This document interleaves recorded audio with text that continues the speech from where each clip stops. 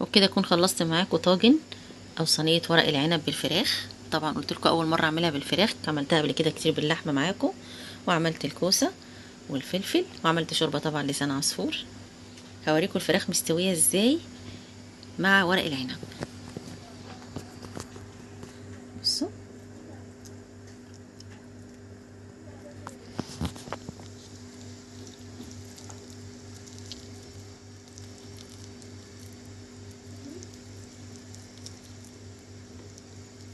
كل سنه وانتم طيبين، ويعيد علينا وعليكم الايام بخير يا رب.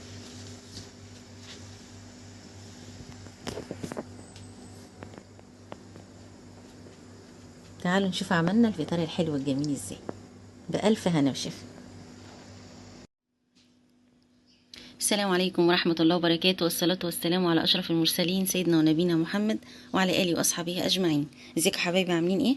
هعمل معاكم النهاردة كل سنة وانتم طيبين. الأول وقفة عرفات، يا رب إن شاء الله ربنا يتقبل منكم الأعمال بإذن الله، ونكون كلنا بإذن الله كده على جبل عرفات بأمر الله السنة الجاية إن شاء الله.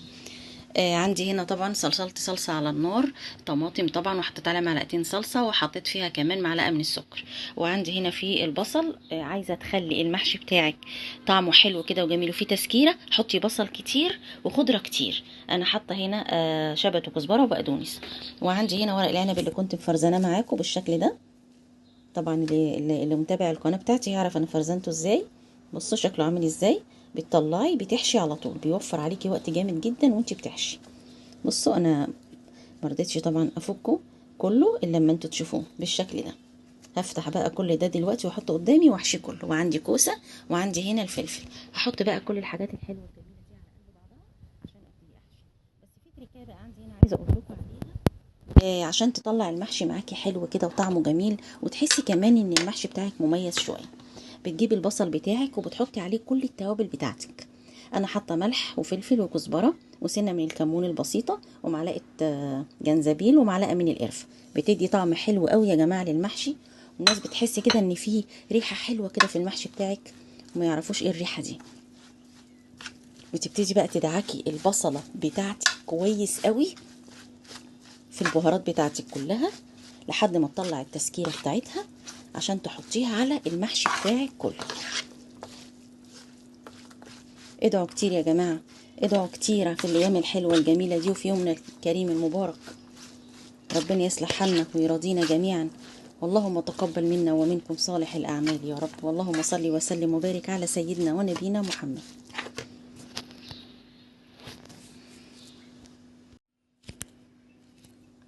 عندي هنا خلاص عملت الخلطة بتاعتي بالشكل ده. بص لونها جميل ازاي.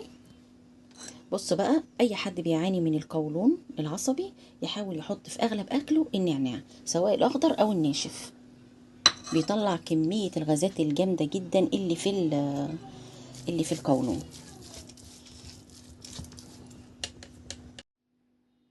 عندي هنا جبت صينية وبطنتها كده بحبة ورق عنب، ورق عنب اللي هو الورق بالعادي اللي احنا بنحشيه. لو ما عندكيش او مثلا ورق عنب عندك قليل او حاجة، ممكن تبطنيها عادي بجزر او ببصل او اي حاجة، مفيش مشكلة خالص.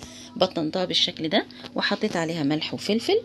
طبعا انا كل مرة بعمل معاكم طاجن الورق العنب او الصينية او الحلة باللحمة، انا المرة دي هعملها بالفراخ. يعني انا بطنت كده الصينية، هبتدي بقى انزل بالفراخ بتاعتي بالشكل ده.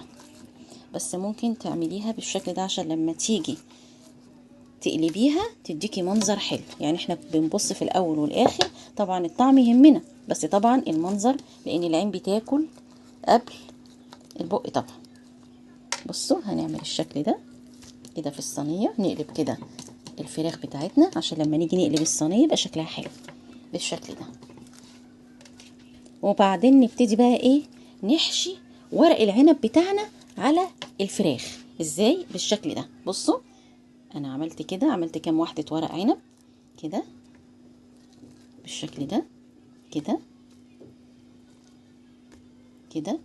طبعا الفراخ ديت انا سلقاها كويس جدا كأنك بتعمليها عشان تاكليها، تمام. وبعدين حطيتها في قلب حبة زبدة كده، اديتها التشويحة بتاعتها، وحطيت عليها ملح وفلفل، وحطيتها في قاع الصينية بالشكل ده.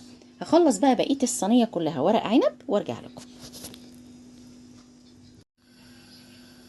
هنا خلاص خلصت المحشي كله بالشكل اللي انتوا شايفينه ده.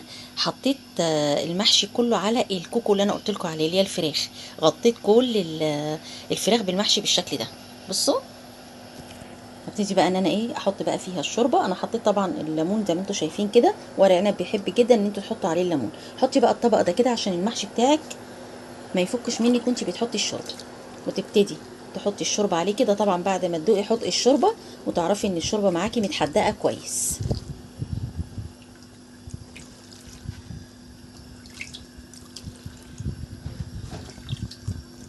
هتحطي الشوربه لحد اول رصه من ورق العنب، لحد اول رصه بس. وبعد كده تقفي وتغطي عليه لحد ما يستوي. بصي بالشكل ده، لاول رصه بس كده اهي. بصوا، بس هنغطي عليه بقى لحد ما يستوي.